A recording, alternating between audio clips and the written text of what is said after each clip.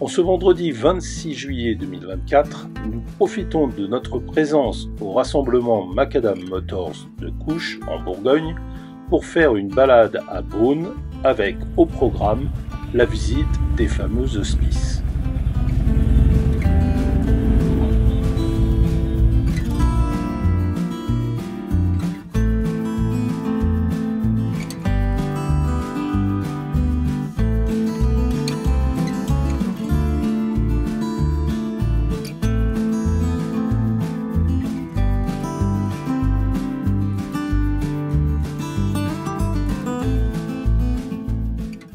Pour le trajet aller, nous empruntons la petite D1 et ensuite la D974 qui nous emmène directement vers Beaune.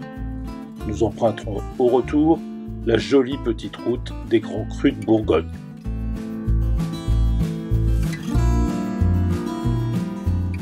Beaune est la deuxième ville du département de la Côte d'Or, après Dijon. Considérée comme la capitale des vins de Bourgogne, elle est au cœur de la route des Grands Crus et plus particulièrement celle du vignoble des Côtes de Beaune.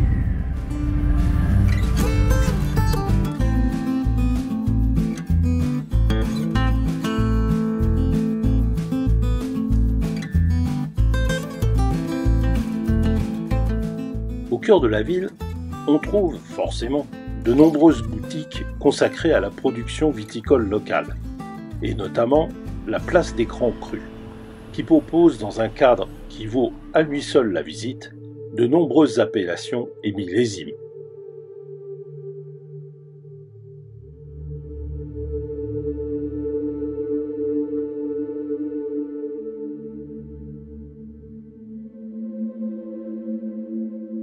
Beaune recèle de nombreux bâtiments historiques, et le plus connu d'entre eux est sans conteste son Hôtel-Dieu, plus connu sous le nom d'Hospice de Beaune. C'est un ensemble architectural de style gothique flamboyant, fondé au XVe siècle par le chancelier des ducs de Bourgogne Nicolas Rolin et son épouse Guigonne de Salins. Il est également célèbre dans le monde entier par son prestigieux domaine viticole, dont la production est vendue tous les ans aux enchères pour financer son fonctionnement sous le nom d'Hospice de Beaune. En activité jusqu'à la fin des années 1960, l'Hôtel-Dieu est à ce jour un magnifique monument historique, doublé d'un riche musée de l'histoire de la médecine. De forme rectangulaire, la cour d'honneur donne sur les différents bâtiments au toit en tuiles vernissées, caractéristique des monuments bourguignons. Les décors de fêtage ont été largement restaurés et augmentés au fil des siècles, par exemple par l'ajout de gargouilles. Les parties nord, est et ouest comprennent 2 étages à galeries permettant le passage à l'abri des sœurs soignantes. Les tuiles ont 4 couleurs, rouge, brun, jaune et vert, qui permettent de former des motifs géométriques. Le choix de l'ardoise pour le grand bâtiment donnant sur la rue date de la fondation. Contrairement à ce que l'on pourrait croire, ce matériau était encore peu employé dans la région à cette époque, et donc plus prestigieux que les tuiles. Inaugurée en 1452, la grande salle des pauvres, avec un haut accent circonflexe, a conservé ses dimensions d'origine, 50 mètres de long, 14 mètres de large et 16 mètres de haut. Cette salle, popularisée par une scène du film La Grande Vadrouille, est occupée par 2 rangées de lits à rideaux bordant les murs sud et nord. 2 patients pouvaient se coucher sur chaque lit. Derrière chacun d'eux, un coffre permettait de ranger les vêtements des malades. La charpente en lambris de chêne est ornée de poutres polychromes uniques au monde, où des dragons crachent les poutres traversières. Par endroits, le carrelage, comme les vitraux et autres décors muraux, arbore le monogramme de Nicolas Rolin et Guigonne de Salins. Un jubé en bois sépare, depuis la restauration des bâtiments, la salle des malades de la chapelle. Mais cette dernière fait en réalité partie intégrante de la salle des pauvres, Elle symbolise la parfaite symbiose entre l'aspect religieux et médical de l'Hôtel-Dieu. Guigonne de Salins, l'épouse de Nicolas Rolin, y est inhumée sous une plaque de cuivre. Comme dans la salle des pauvres, le carrelage comprend le monogramme de Nicolas Rolin et de Guigonne de Salins, entouré de la devise « Seule », destinée à rappeler que la femme du fondateur est la seule dame de ses pensées.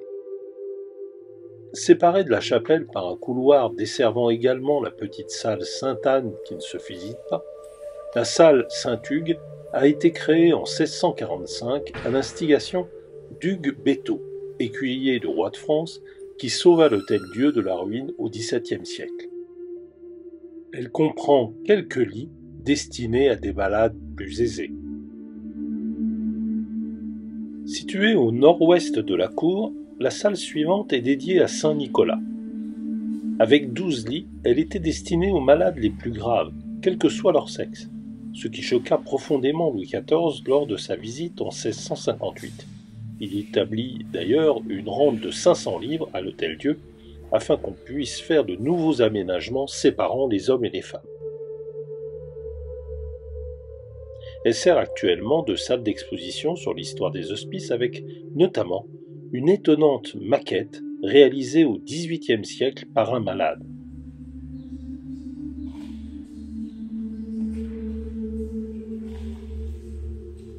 Au sol, un pavage de verre permet de voir couler la bouzaise, dans laquelle on évacuait les eaux usées et les déchets, ce qui révèle pour l'époque un véritable souci d'hygiène. Accessible depuis la salle Saint-Nicolas, mais aussi par une porte donnant directement sur la cour centrale, la cuisine est dotée d'une vaste cheminée gothique à 2 foyers et elle est meublée de différents éléments, dont un tourne-broche automatisé datant de 1698 et animé par un petit automate en costume traditionnel appelé Messire Bertrand.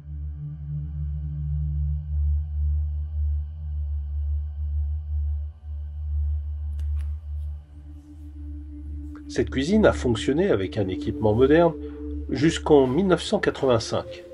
Elle est aujourd'hui présentée comme elle était au début du XXe siècle, avec son grand fourneau muni de 2 robinets d'eau chaude appelés cols de cygne.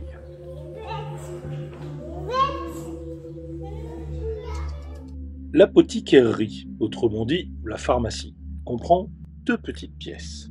La première salle permet de découvrir le travail des sœurs apothicaires qui préparaient les remèdes destinés aux malades.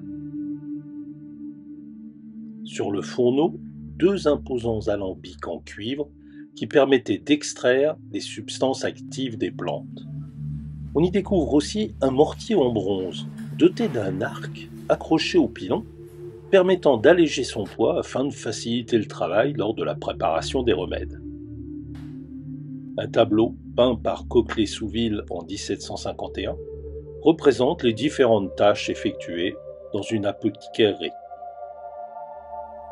Dans la deuxième salle, appelée l'officine, les étagères présentent une collection de 130 pots de faïence datés de 1782, dans lesquels étaient conservées des plantes médicinales, onguents, huiles, pilules et autres sirops, et des pots de verre, dont les contenants pourraient nous rappeler certaines scènes d'Harry Potter. Poudre de cloporte, yeux d'écrevisse, etc. En repassant par la cour d'honneur, on découvre à l'est l'entrée de la salle dédiée au roi Saint-Louis. Le bâtiment qui l'abrite a été construit en 1661 à l'emplacement d'une grange. Jadis consacrée aux malades, cette salle contient des coffres gothiques et Renaissance, une fontaine du XIXe siècle et 2 séries de tapisseries du XVIe siècle. Depuis la salle Saint-Louis, on peut accéder à une salle spéciale, climatisée, qui contient une œuvre remarquable, le polyptyque du Jugement dernier. Cette œuvre du XVe siècle, commandée par Nicolas Rolin et attribuée au peintre flamand Rogier van der Weyden, est composée de 9 panneaux mobiles en chêne peint. À l'origine, il était installé dans la chapelle des pauvres et n'était ouvert à la vue des malades que les dimanches et jours de fête.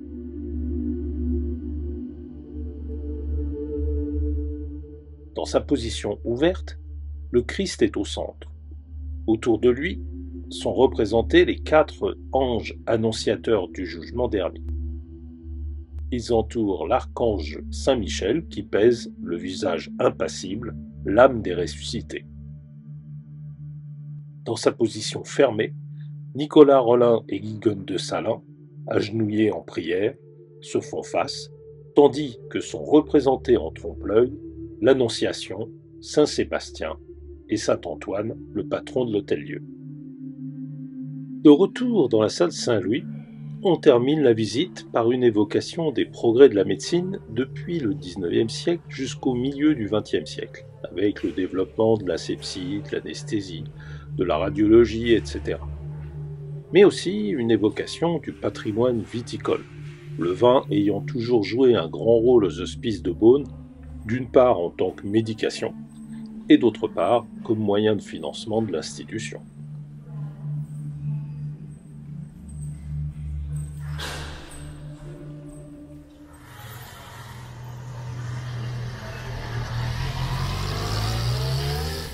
Après un bon déjeuner au bistrot des Halles, juste en face des hospices, nous prenons la route du retour.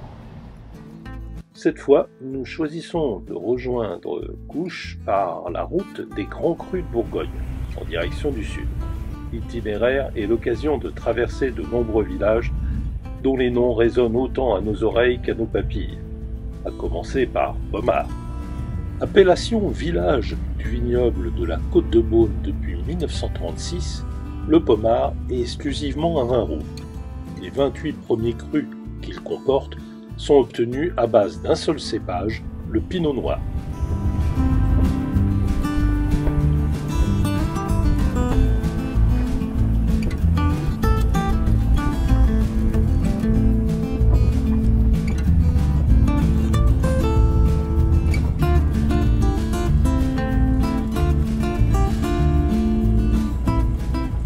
Appellation village du vignoble de la Côte de Beaune depuis 1937, l'appellation Montély regroupe essentiellement des vins rouges de cépage Pinot Noir, mais aussi des blancs, issus du cépage Chardonnay. L'appellation comporte 15 premiers crus.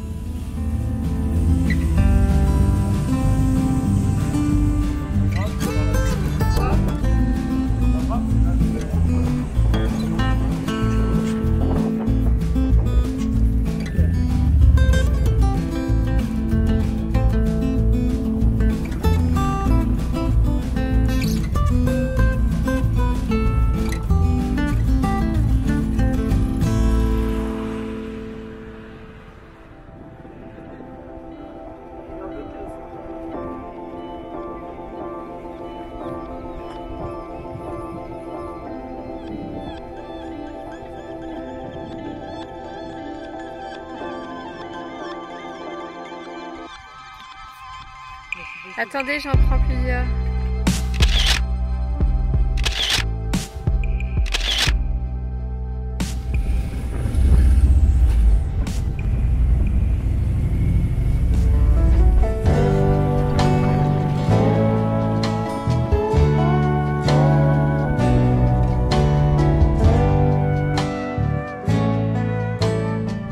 Le Morceau est aussi une appellation village du vignoble de la Côte de Beaune depuis 1937.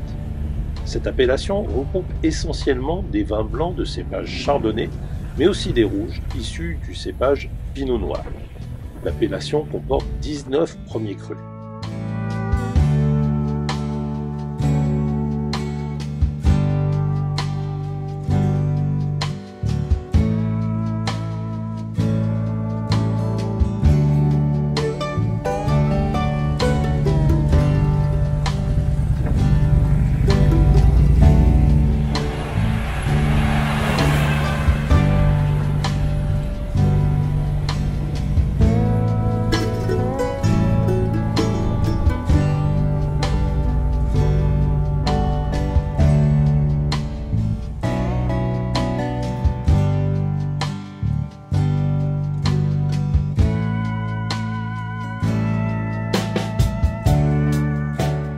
Également appellation village du vignoble de la Côte de Beaune depuis 1937, L'appellation Pulis-Montrachet regroupe, comme pour le Meursault, essentiellement des vins blancs de cépage chardonnay, mais aussi des rouges issus du cépage pinot noir. L'appellation comporte 17 premiers crus et 4 grands crus.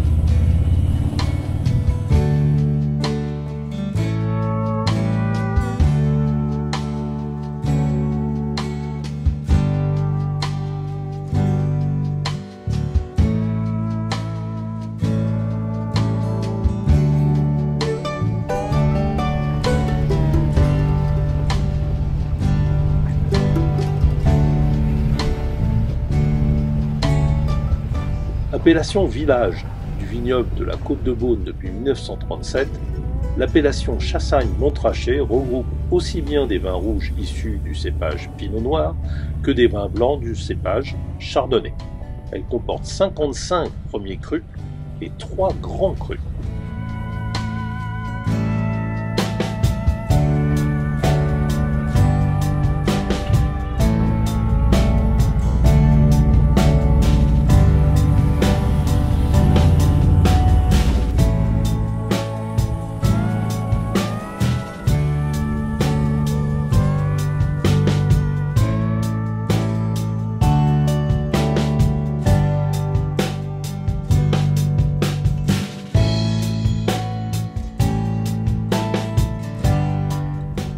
Centenay est également une appellation village du vignoble de la Côte de Beaune depuis 1936. Elle regroupe essentiellement des vins rouges du cépage pinot noir, mais aussi des blancs issus du cépage chardonnay. Cette appellation comporte 11 premiers crus.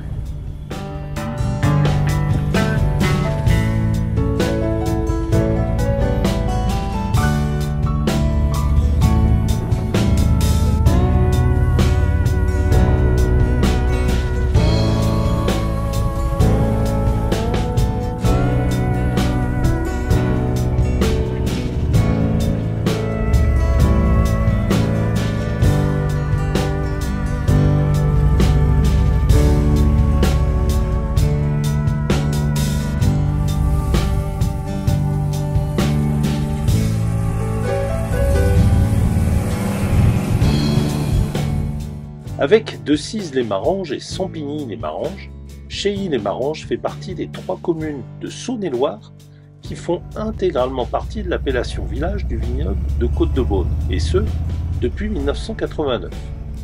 Ce sont essentiellement des rouges du cépage pinot noir, mais aussi des blancs issus du cépage chardonnay. L'appellation comporte 7 premiers crus.